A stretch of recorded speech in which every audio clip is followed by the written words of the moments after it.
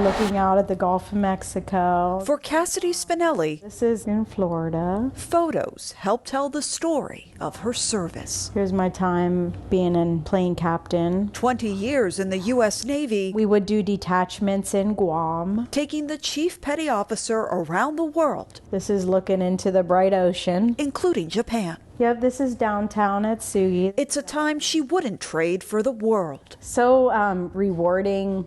I sacrificed a lot of years and just feels amazing. But those years weren't without struggle. While stationed in Japan, she gave birth to 15-year-old Dante. He came out with the umbilical cord wrapped around his neck. Doctors diagnosed Dante with cerebral palsy. He needs a wheelchair and constant care. They transferred to San Diego, and Cassidy continued her service. But when Dante was 11, Cassidy got deployed to the East Coast. That was a year away from Dante. That's a long time. A very long time. Cassidy arranged for Dante's care in a children's hospital for the year she was gone.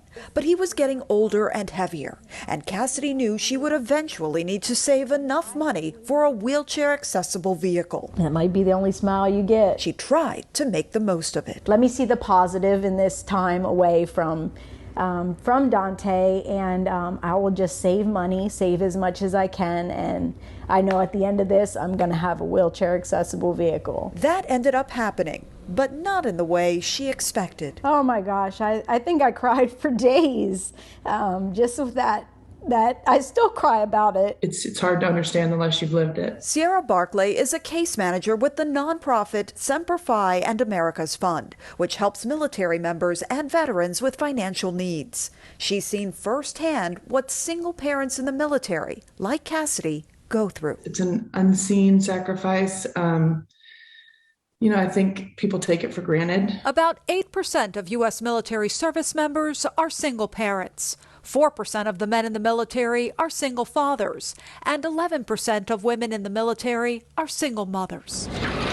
When the fund learned about Cassidy's drive to save enough money for a wheelchair-accessible vehicle, they stepped in, purchasing the $80,000 vehicle for her. So we open this big door, then the ramp comes out. We're able to kind of fill in the gap there financially. Yes, life-changing. Cassidy was overwhelmed. Once we had the vehicle, I just found myself taking him so many more places. Which is why she wanted to get the word out for other single parents in the military who may need some extra help. It's a tough balance, it really is, to be a single parent in the military.